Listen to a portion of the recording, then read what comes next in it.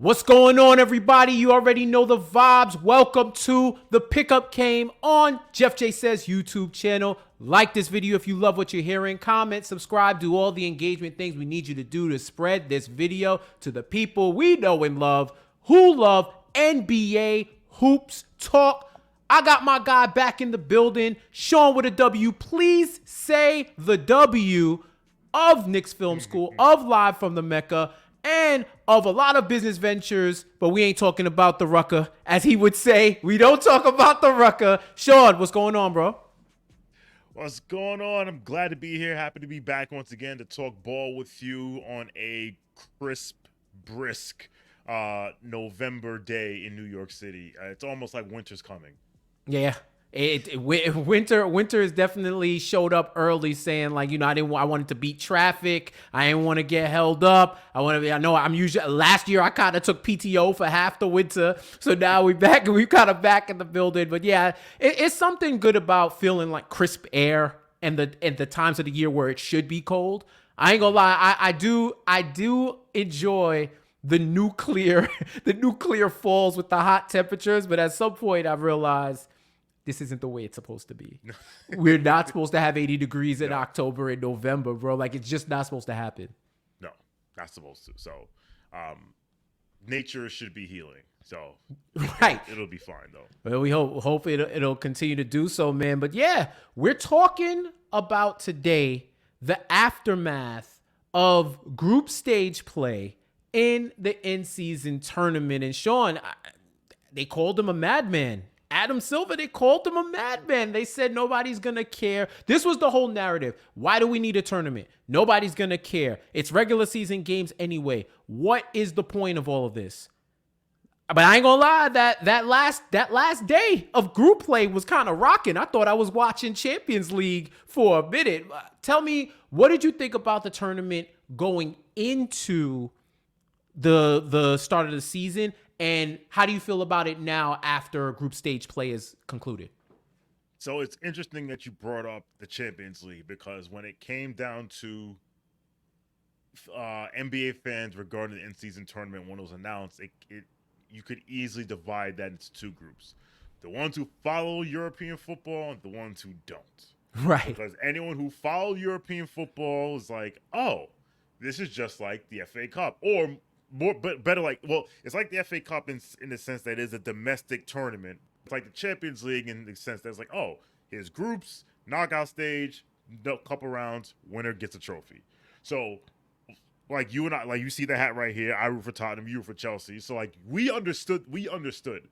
If you don't follow European soccer at all, or world soccer for that matter, you're just like, what is this?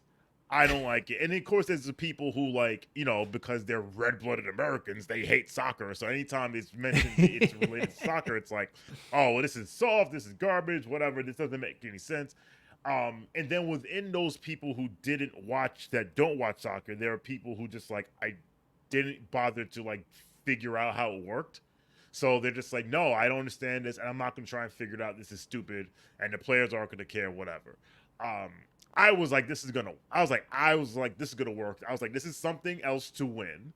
And it was always going to be like, I felt like it was gonna work. Once people saw how it went about, it was going to work, because how could it not work? The only way it could have not worked is I don't want to say that. I'm not gonna. I don't want to put that juju out there, but there is something that can happen that can cast real aspersions on it.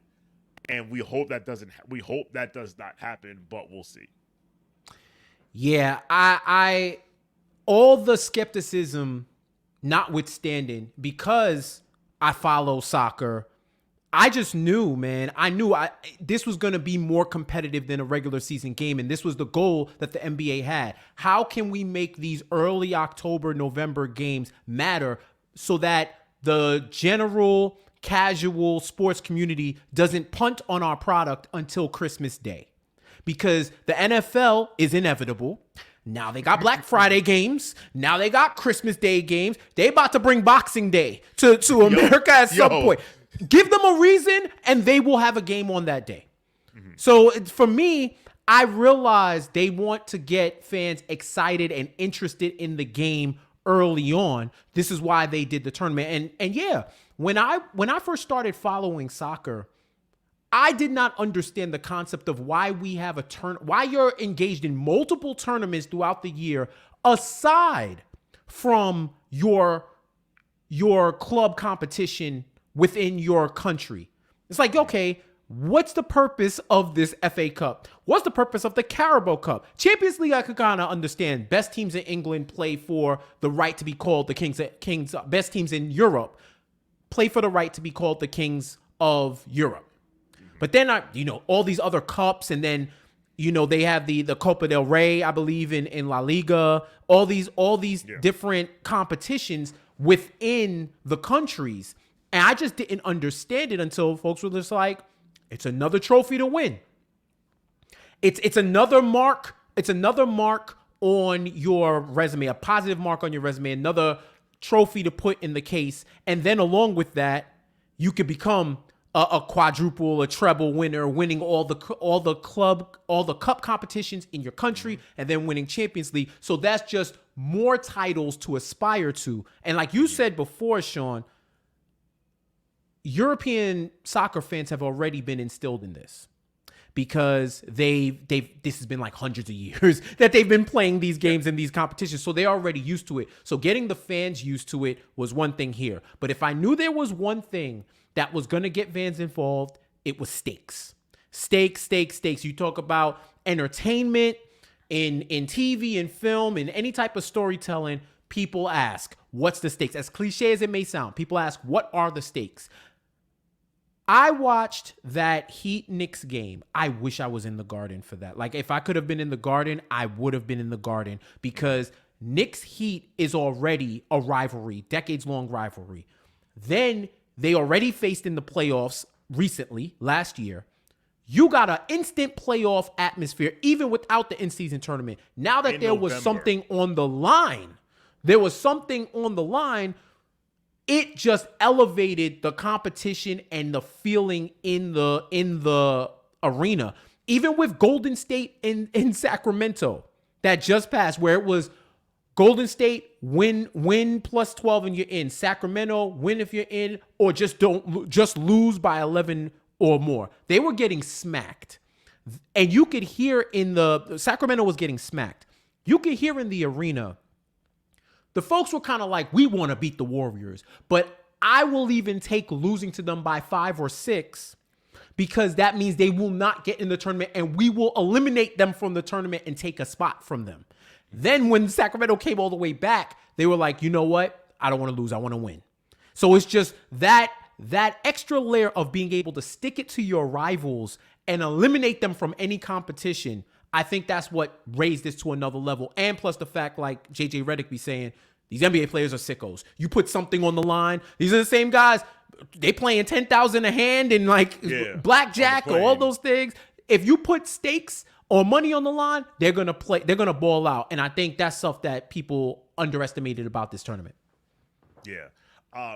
I was never once, because I always thought the hardest part was to get the players to buy in, because I felt like the fans were going to buy in because you just put something in front of them and it's like, oh, okay. Like, now we're down to 8 teams and now all 8 teams are like, oh, we can win something. It's, if we win this, we're going to Vegas. It's lit. And then once you with the players, once you say, yo, here's $500,000, it's like, all right, let's go. And like, most people think like $500,000 is nothing to these players. Well, one, that's nothing to about half the league.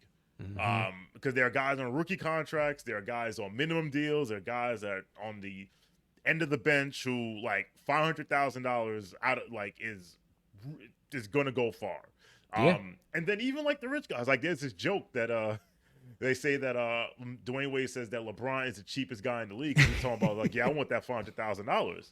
And I'm like, yeah, LeBron's a freaking worth $1 billion, but like, yo, $500,000, like, that's how the rich stay rich. So I was never, so once they got the financial incentive, and then once the games just started happening, you knew it was gonna hit. And the also the unintended consequence of the in-season tournament was the 90-minute shower in bleach I had to take after spending 3 hours rooting for the Bulls to not be complete ass, and then rooting for the Heat to beat the Bucks to win the group. Like that, and it's like I was like, all right, we won, okay. I'm looking at it, and they're like, okay, well, you could win the group, and Miami wins. I was like, I gotta root for these. And of course, they don't got Jimmy Butler. It's like, all right, like of course Miami.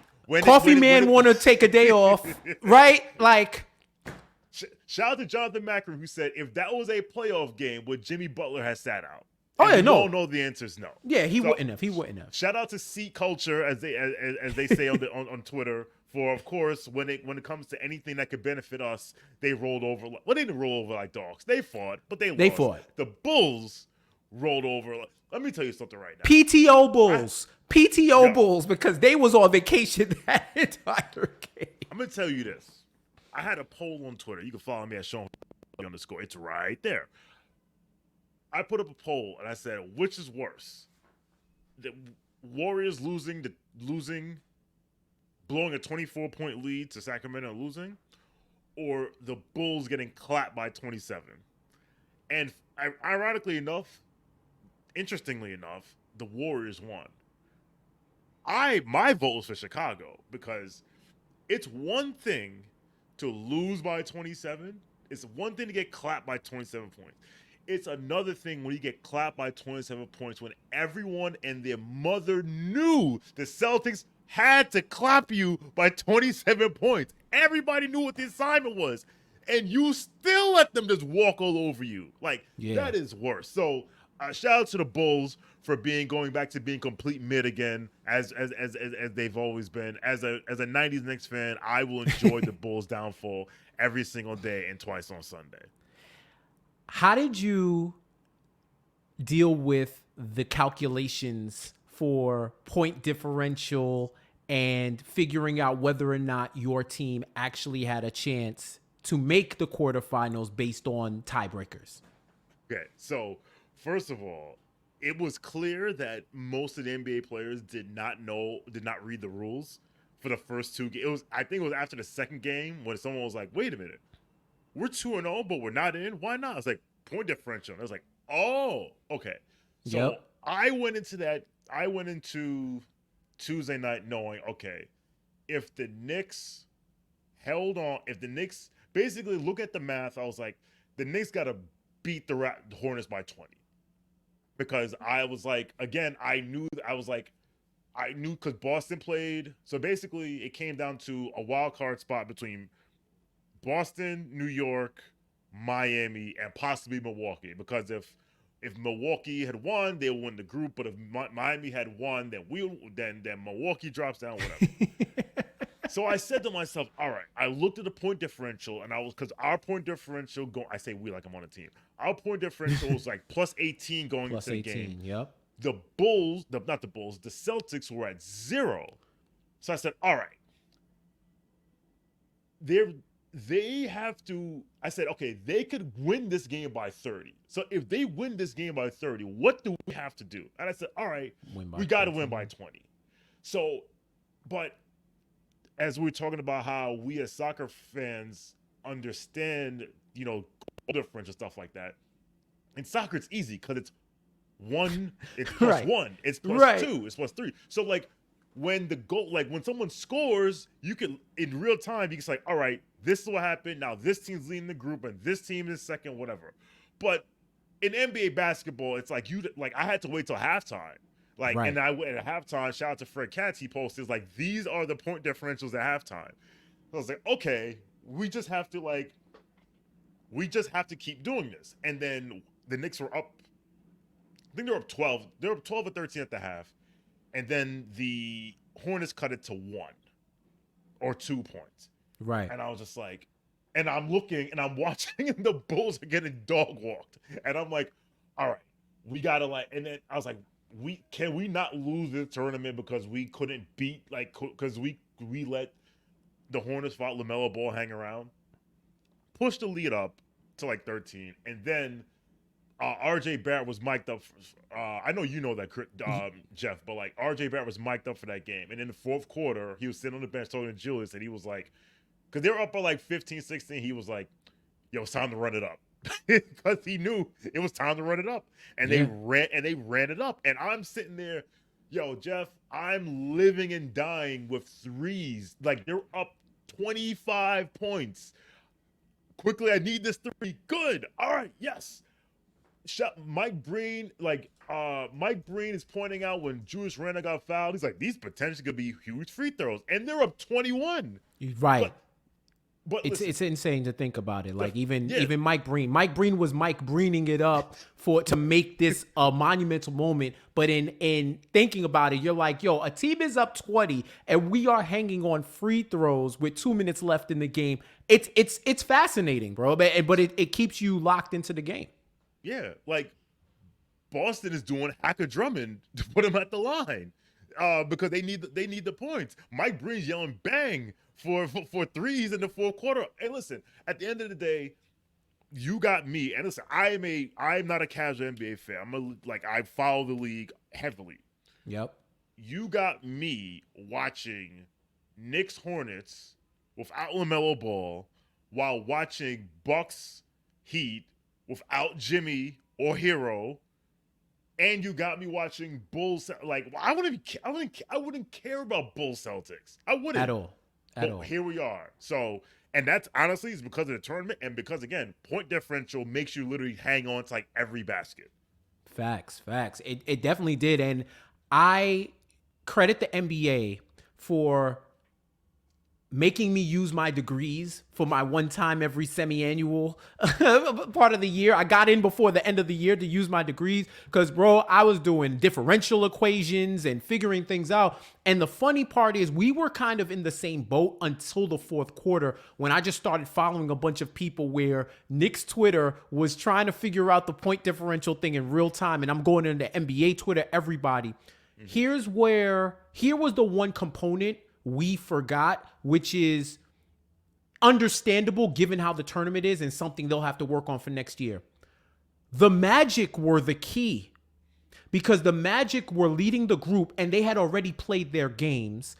They were up 22 on point differential. So the Celtics had to win by 23 plus to win the group or run it up, or if they were by 21 or less, hope that either the Knicks lose or someone else loses so that they can get the wild card. So for really because of the way the differential went, the Celtics had to smack the Bulls to win the group and guarantee the spot. Because I remember putting out scenarios and then I saw somebody bring up the Magic and I said, oh, damn, I thought they were playing tonight. So that's why I didn't even consider them as part of the equation. I just looped them into the, if we finish 3-1, we just got a point watch. We got a scoreboard watch. But then I realized, okay, the Knicks are plus 18 in differential. Miami has to smack the Bucks. Really, because it was like 6 points separating them. 6 points separating the point differential between the Heat and the Knicks. So if the Heat won, they would have to like win by 10 plus to give themselves a chance to lock in the wild card. Because the Bucks were up 39 points, they pretty much guaranteed a spot somewhere. Because of the way the point differential was. They guaranteed a spot somewhere. And then when I realized, okay, so really the Knicks have to score enough to keep, if the Heat win, they got to score 6 more than the Heat, but they at least need 4 more than the Magic, who had clinched 3-1 with plus 22. Mm-hmm. So I was saying, okay, so if the Knicks win and the Heat lost, Knicks win by 5, and then the Heat loses, they're in. I'm so glad that they smacked the Hornets because I totally forgot about I didn't consider the differential with the other teams because I thought the differential was a lot closer. The Cavs finished with 29, 3-1 and plus 29 point differential. Mm-hmm. Yeah. And I think the Magic had 22. I think the Nets were in the 20s as well. So if the Knicks would have won by what? By like 7, what, 20, 18, 7, 25. 26, Look 27, at you, by breaking 8. out the If they degrees. would have won by, I got to count on fingers. It's Johnny had 5 apples. This is Johnny had 5 apples, right? If they would have won by 8 or less, they would not have made the quarters. This is the madness. And I think because, like you said, a lot of scoring goes on, it's hard to track in real time. What they're going to have to do is have a running counter of point differential in the arenas, just so that people know. Because that's a lot to ask fans to, because you watching, you're like, all right, the Knicks are up 20. Let me check my apps and see what's happening. Like, you're doing math in real time to figure out if your team can make it. So I thought that the NBA app would have it updating in real time because, like, obviously the app has the scores. They're like, nope. So I think that's something they need to add for next year. Another thing they need to add for next year, I'm glad you brought it up, was the fact that, because I didn't consider them, I knew the Magic weren't playing, but I didn't consider them because I knew they weren't playing. Right. So Bill Simmons brought up the fact that everyone, and actually a couple of people brought up, Dave DeFore brought it up from Nerd She Wrote on the Athletic podcast, that you got to have everyone play the last day. Everyone got to play the same time. Yeah. The problem is there were 6 groups of 5 teams each, which made it impossible for everyone to play. You couldn't have every team in the group play at the same time. So I was thinking, because I agree with it, like you don't want any chicanery. Like there could have been a situation where 2 teams were playing each other, do the math, and say like, oh, we got to do is one of us doesn't win by more than 10, we're both in, and then screw that other team. And that's what the Chargers scenario. Wasn't that the Chargers from last year? Was it the Lions? The Lions. It was the Lions. The Lions were playing the Packers on Sunday night, but they needed something to happen. They needed someone to lose, and because that team didn't lose, because that team didn't lose, they were done before they even took the field. Right. It made something that would have happened to the Chargers also. Oh, I know what you're talking about. Chargers Raiders like a few years ago. Where all they had to do was like kneel, and they did something where they messed up. They were playing. They were like, they could have played for a draw. Right. I think they would have got it. And they tried to win, and they fumbled. Like the Chargers, guessing whether or not a team blew something in a postseason scenario of any kind, even to get in, you could guess the Chargers and be right 9 out of 10. They're like Jeff Green for picking a player that played on 2 random teams for NBA grid. If you Jeff Green and Ish Smith are like the middle bingo card pieces. They're the free space in bingo for, did this player play for the Wizards and the Expos or some shit? You know what I mean? Like they could have played for whoever. Shout out to Ish Smith, world-class Fraser's favorite player. Because, I had to look up the box score. Yeah. I knew I was tapped in when Nick Smith Jr. from the Hornets came in and hit them 2 threes. And I'm like, guys, what are we doing? What are we doing? But you know what? I like that because we're playing spoiler tonight, boys. I'm coming in. Steve Clifford called me in, and he called for the reliever. I'm putting it up. Y'all better want this game. I really like that. What did you think about the comments about the integrity of the game, where folks were saying that they didn't like running up the score because they felt like it was the wrong way to play and sending the wrong message? We even saw Joe Mazzulla had to talk to Billy Donovan during the Bulls Celtics game because Billy, and Billy's a New Yorker, like, yo, what's going Joe, what the fuck, Andre Miller? What are we doing? It's the 3rd quarter. You're up 30, and you could see him mouthing like Billy's like, do you got to do that? He's like, yes, and then he called them over like, bro, look at the score. We got to score more than 26. I don't want to do it, but this is the game. The game is the game. And Billy was just like, damn, we good. But yeah, what do you think about that integrity of the game thing? Okay, I'm gonna steal a line from, I believe it was Dave DeFore who said this yesterday on the podcast. He said, "The unwritten rules are unwritten because writing them down is stupid." No, it will be stupid if you wrote them down. Like, and I have a theory about the unwritten rules of sports and how it relates to like. And where the origin of where it comes from, but we're not trying to have. We're there. We're gonna save that for another pod. But yes. I know exactly what you're saying. Yes. We're gonna save that. Save that. So, but listen, I've always believed you play through the whistle. If you can't stop me, it is not my job to stop myself. If you are too butthurt because you decided not to show up in a game that you get paid millions of dollars to play in, that like don't be mad because you didn't get to play a 42 minutes out of a 48-minute game in front of people who pay hundreds of dollars for tickets. Like, don't be mad. He was like, oh man, I still got to play defense. We got blown out. Like, well, don't get blown out.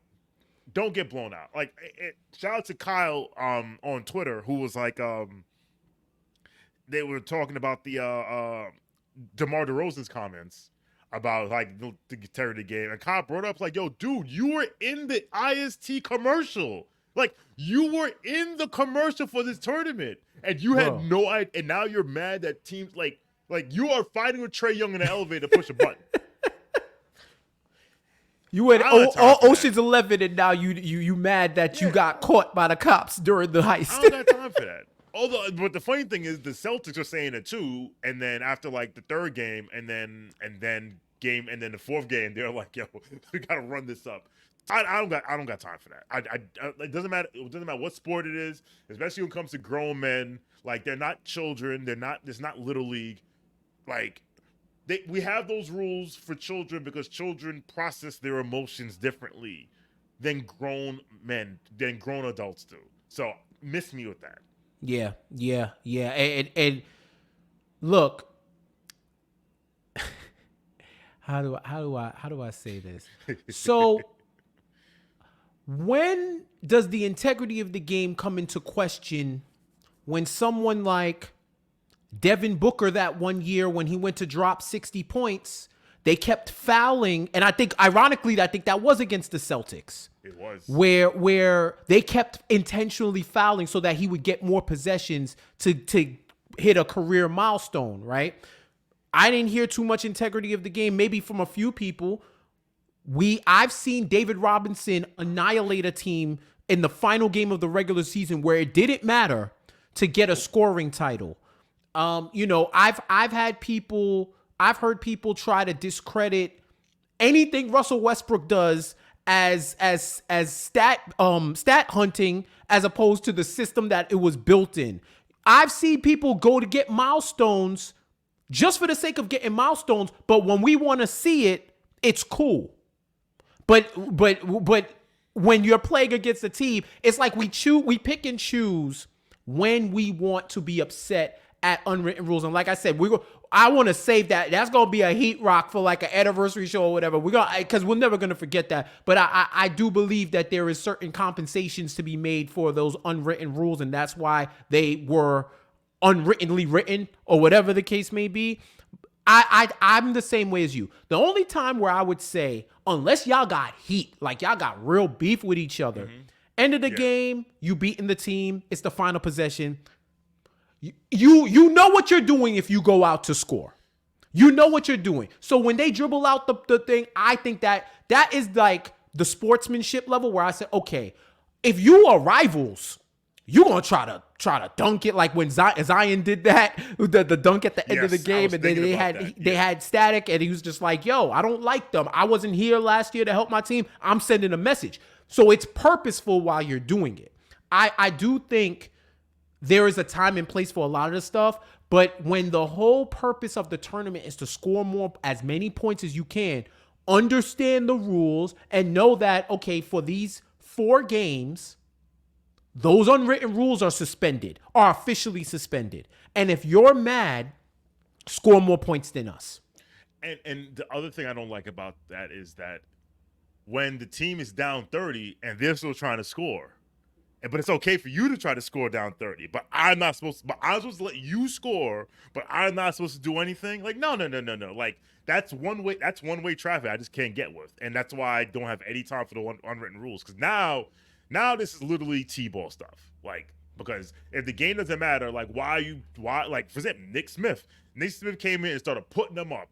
I'm supposed to be happy about that? No. Like, let's all lay down and let us win by 30 guys so that we can come in. No, especially in this era of the NBA with the 3-point shot. Back when we were watching as kids, you were up 20, 75% of the time you won. At any point, you went up 20 because the way the game was played, they weren't flinging up threes unless it was desperation. There was slower pace. There wasn't as many opportunities to come back from down big deficit. That's why when those 20-point leads were collapsed, it was so monumental because it was unheard of. But now I could be up 30 with 5 minutes to go, and I'm nervous because all you got to do is hit 4 threes, and now you're within striking distance. Dude, if a 20-point lead could become 10 in 4 possessions. In 3, easily. In fact, it could become like a 20-point lead become 11 in 3 possessions. You hit 3 threes, you're 11. If you're up 16 and you hit 2 threes in a row, now it's 10. Like there was this thing about why there's so many 20-point lead isn't safe. Like you said, it wasn't safe because no back longer when safe. Teams took 9 threes in a game, if you're up 20, most likely that was going to be 10 possessions, maybe 11, maybe 12. Now you can erase you get a 20-point deficit to single digits in 4 possessions. And they had to hack a Shaq to do. They had to employ intentional fouling to make up for the fact that everybody couldn't shoot as well from 3, and there were decreased possessions because of the slow pace. Like it's crazy when it's fascinating when you think about that and see where the game is now, where people can score in a hurry. So yeah, I mean, it's also comedy to me that a lot of these guys come from AAU, and now you're concerned. Now you're concerned about the integrity of the game, where I've watched some of the AAU games, and it's kill or be killed.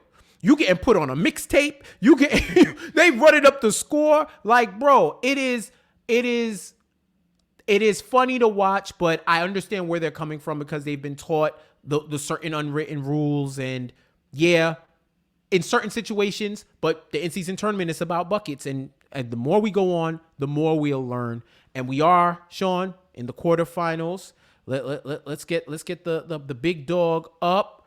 Boom. That is the bracket for the in-season tournament that we got going on right now. Let me get up. We gonna talk about it right now. I need to know, Shawn, who do you think is your best bet to win the cup given these brackets and this standing? So, all right. So I'll attack this from 2 different scenarios. One from a, like you said, best chance just to win it straight up, and from a gambling perspective. Right. So in terms of the team with the best path, if you ask me, is Sacramento.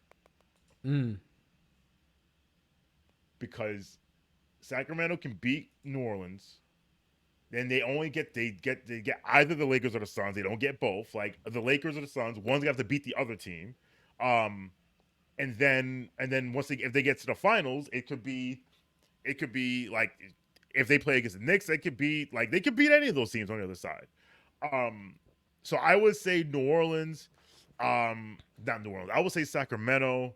I also have an eye on the Pacers as well, although their defense kind of is shaky.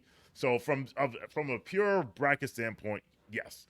In terms of gambling, so for those who gamble, maybe want to dabble, so there are odds for the team to win the tournament, which I have in front of me right here. So the favorite is Boston at plus 310. So that means for my gambling novices, if you bet $100, you win $310.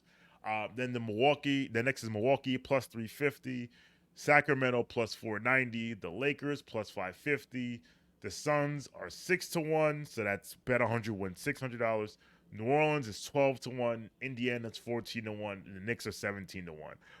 First of all, that went down. That went down because it was 14-1. They were 14, and I think the Pacers were like 11.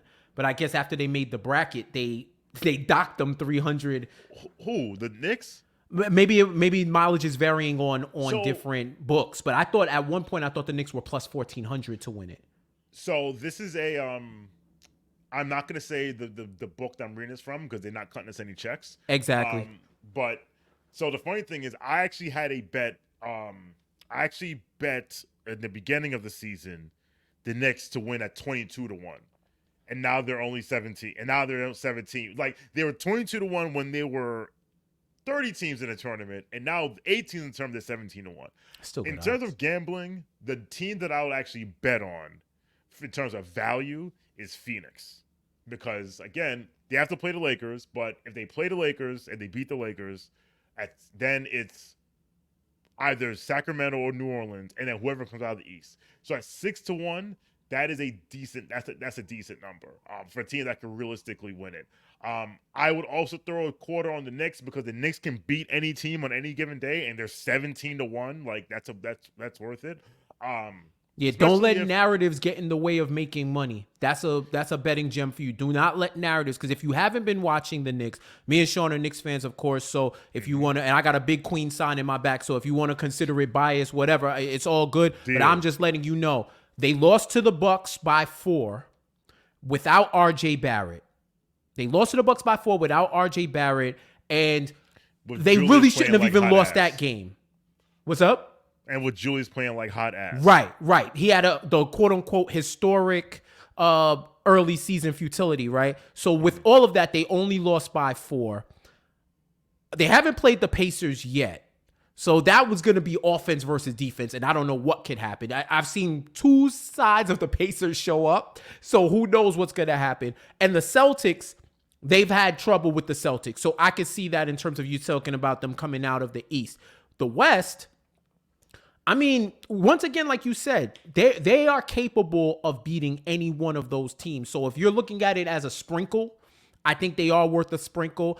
I do think the Pacers are worth a sprinkle too, only because they just score. If they make this a track meet, they have a shot just as much as anyone else. If they're just running, like Sacramento, Indiana would be the game of the championship because it's buckets. It's just buckets. That's all it's buckets, and that's it. And I think that it would be like the All-Star game, but they would play actual defense or attempt. They would attempt, right? So I think that's another team I'm looking at, and I would also look at the Lakers. What are they? Where you're looking 390? You said They're 550. 550, because Braun wants an accolade, and he wants that money. He wants another accolade to add to his resume, because he's in the LinkedIn premium part of his career, where he needs to get all of the recommendations and the certifications and the badges. He's trying to get all of that. He's motivated by money and by competition, and they're 4-0 for what it's worth in in-season tournament play.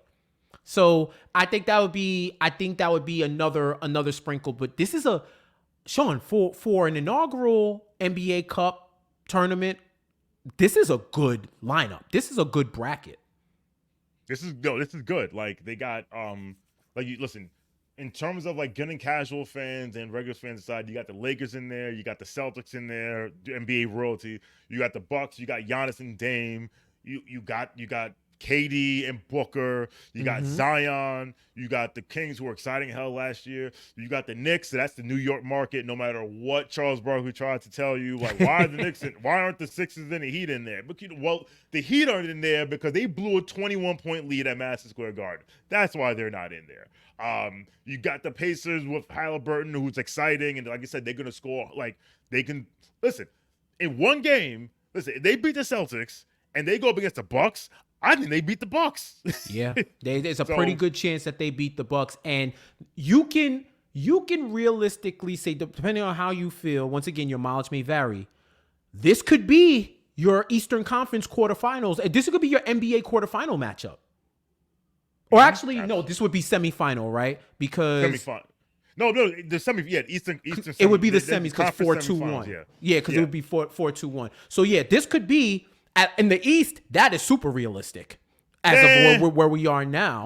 One of those teams ain't gonna be in the top 4. They may not. Well, I'm saying in terms of ending up in the tournament, not like top 4. I know. I get. I'm saying it's out of the realm of possibility. It is out of the realm of possibility for one of these teams to be in the conference semifinals. It is out of the realm of possibility. It's the team, and you know who I'm talking about. I know who you're talking about. In the East. One of those teams is not making the conference semifinals. You could, and I stand on business, as the kids say. I hear you. Let me ask you this: What do you think are some, before I get you out of here, what do you think are some changes that the NBA could make, some tweaks to this tournament to make it better for next year? So I think the biggest tweak would be, as we spoke about earlier, to have the even amount of teams in a group so that everyone plays the same day. Um, I actually was doing some research and to figure out how to do that because you can't have it would have to be 5 groups of 6, but not 6 groups of 5 instead of 6 groups of 5. But the problem is right now the way the tournament's set up is that they divided into conferences. They took each conference, made three groups of 5 teams each. If you go to 6 groups, then there's gonna have to be some crossover East and West, and obviously you don't want the Sixers flying to Portland for a in-season tournament game. But then again, as I think about it, if it's a regular season game and you got to fly over there anyway, why not? So I was actually doing I was actually trying to figure out how it will work, and I actually came up with this idea of because what they did was they took all 30 teams. Well, they took the 15 teams in each conference, and they put them in pots by record, and then they drew from the pot. So basically, if you look at every group, there's a really great team, a terrible team, a mid team, a better than mid team, and a worse than mid team. So I was thinking you can take all 30 teams, divide them into pots of 3, and then draw, and then you create 2 groups from those pots. So for example, I actually created over here. So in one pot you'd have all the teams in the Western Conference. So it's it'll be Portland, Sacramento, Phoenix, Golden State, both LA teams, Oklahoma City, Dallas, Utah, and Portland. Mm-hmm. And then from that you make 2 groups of them from them, and then you have 2 groups of Well, one group of 8 and one group of 7. You would end up having. It's funny. I just realized if you do 5 and 5, then you're back where we started from. But there has to be a way to figure out so that the pots you're pulling from to create these groups are somewhat close geographically. So then that way you can have your 6 groups.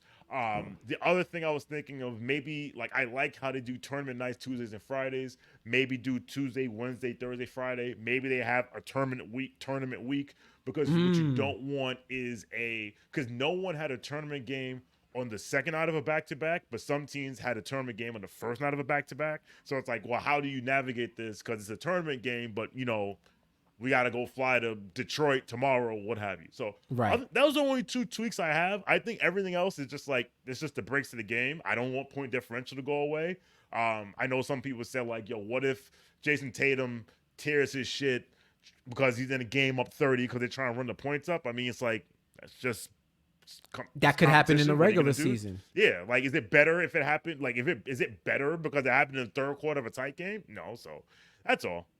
Yeah, I like the way, one thing that I really liked was that they made sure, I don't know how the draw went. They could make the draw its own thing, like how Champions League makes the draw an event. I'm sure once they get the sponsorships, they will make the draw an event.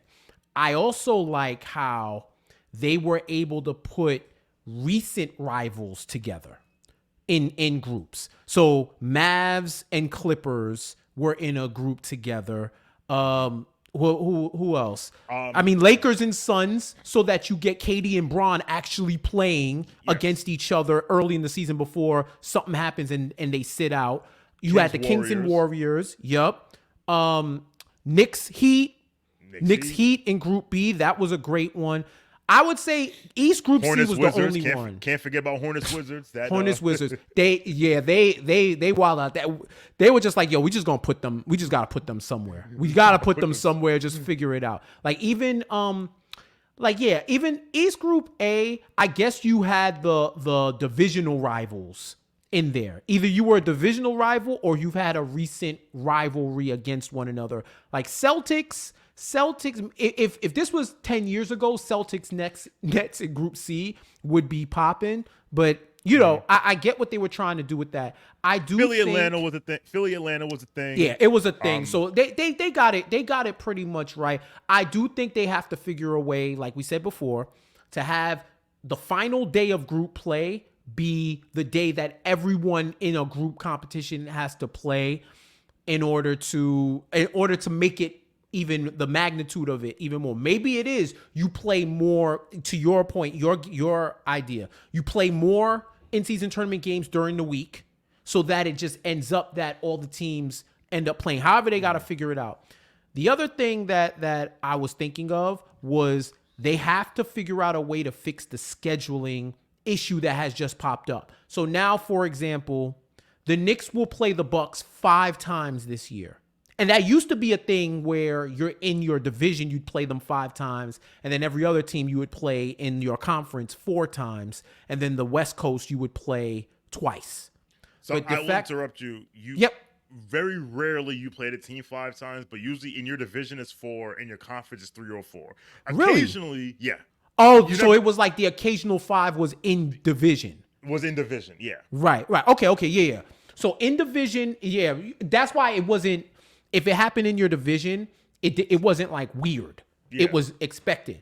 But the fact that the Knicks play the Bucks 5 times, if you're talking about for gamesmanship purposes, I don't know if either team would want to play each other 5 times when you got all these other teams you could rack up wins against, right? Especially if you're looking at it from the Knicks perspective. This is a team that's projected to be top 2. We could be at home playing the Suns and the Raptors and the Raptors and the Hawks and all these other teams that we've been favorable against. So I do think the Knicks and the Bucks are playing a home and home December 23rd and on Christmas Day. Why? Like the Bucks are going to be here for both New York games. Yes. In consecutive games over 3 days. Why? Why do that? You should punt it to the next second half of the season. I don't know what it is logistic wise. And oh, by the way, can we calm down on the back-to-backs early on in the season? I feel like the Knicks played like 5 of them joints in the first 12. Yeah. And maybe because it was in-season tournament, but wow. I think they play. We're recording this on Thursday. They play Detroit tonight, and they play Toronto tomorrow. I think that's their 5th back-to-back already. Yeah. It's been ridiculous, and they've cut down, and I don't know if it's we're gonna front load the back-to-backs and then the second half of the season ain't gonna be too many. I guess that's what's gonna be the case, but I would say that. I'd also like to see, I know why they're doing East versus West, because that's what we do. This is tradition. This is the way. For NBA, this is the way, right? I would love them to reseed for this quarterfinal. I'd love for them, kind of like how group stage in Champions League or soccer goes. You play the teams in your group, and then don't they make another draw for the quarters and the semis and all of that? Yes, they do make a draw, but I do believe it's because. So technically, they did reseed, because what they did was said, okay, do you each group winner, and then we have this wild card. The wild team, card. And now we're gonna say you are gonna play you, like you have the best record. You're gonna play this wild card team, and then the other 2 people play. So they kind of do reseed. Okay, yeah, that's true. It's a lot of minor tweaks. That's a testament to this competition, that there's just a bunch of minor tweaks that we would need to do in order to finish it. But I think, I've had my thoughts on what can raise the stakes even more. After this first, I don't even know if they need to put a playoff spot on the line. Maybe you play it in for the money these first few days, and then of these first few years, and then see where you go from there. But I do think there would be a great way to increase the stakes even more. Shawn, can I ask you a question? Sure. Get out of here. Yeah. Let's say I'm going to take the Knicks out of this. Let's say the New Orleans Pelicans win the in-season tournament. Should they hang a banner?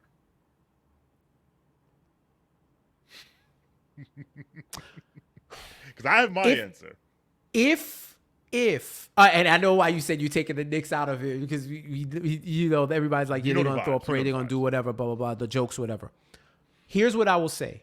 If I am equating it to European football, yes, because they have a trophy case full of all the trophies they win.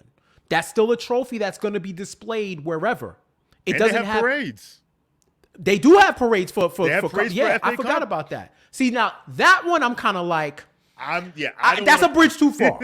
Because it's still because it counts towards the regular season where these competitions in soccer are separate from your league play, right? But this is part of league.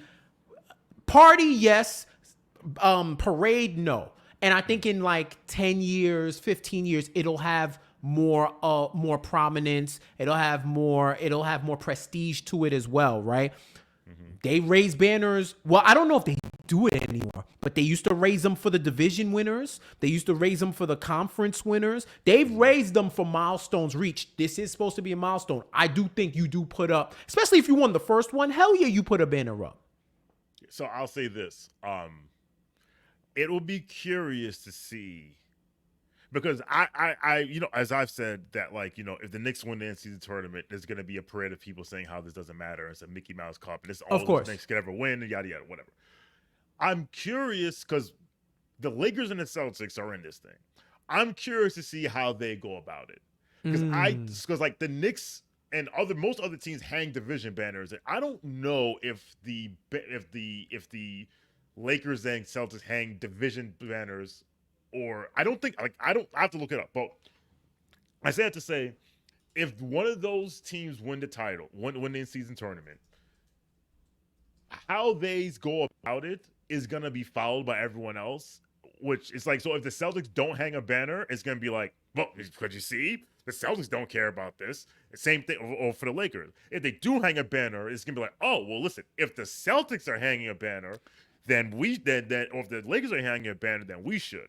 I think you should just do what works for you. Like, if the Knicks win the in-season tournament, you hang a banner and you acknowledge and the next home game you acknowledge, like, listen, they put this tournament together and we won it. And if it didn't matter, why are you mad that we won it? And that's good. And like I said, that's why I brought up. That goes for the Kings, the Pelicans. Listen, the Pacers have won no titles in their history. The Pelicans have no titles in their history. Yep. I don't think Sacramento has won anything since they were Rochester, or since they were like Kansas Cincinnati. City, or Kansas City, Omaha. Dog, if I'm Sacramento, I'm lighting the beam to start the game. I'm lighting the beam and hanging the banner. What? Hell yeah! The Suns have no championships. Like, why would I hang the banner? So hang a banner. Don't let anyone. Like, this is preemptive, because excluding the Lakers and Celtics because they're pompous a-holes. If you are one of the other 6 teams and you win this tournament, hang a banner and do not be shamed because of it. Nope, at all. And I love ending right there. Shawn with the W. Tell the people where they could find you. So you can follow me on Twitter at Shawn with a W _. The underscore is very important. You can follow me on Nick's Film School at Nick Film SKOOL. I'm usually on every Friday for Casual Fridays. My man Mensa, my man XJ. We're taking this week off. We should be back next week. Well, actually, we may not be back next week, because if the Knicks beat the Bucks, then the Knicks are playing in the semifinals in Vegas on Thursday. They won't be on. You can also follow, you go catch up with me and Jeff and Cedric at Live from the Mecca. That's live, FRM the Mecca. This is all on Twitter, by the way, as long as that app still lasts. And just hope to see you there. Feel free to follow me, or not follow me, or just add me to a list or something like that. No doubt, man. You already know. My guy Shawn dropping all that knowledge. And of course, I thank each and every one of you for tapping in with us. This is the Pickup Game on the JeffJSays YouTube channel. Like, comment, subscribe if you love what you're hearing. Follow me, all social media. Subscribe to the channel. JeffJSays, anywhere where you get digital media commentary on sports, I'm probably there. Thank you for tapping in with us. And remember, your dreams are just chapters in a book that haven't been published yet. Do not ever be scared to hit send. All right, y'all. We'll talk to you later.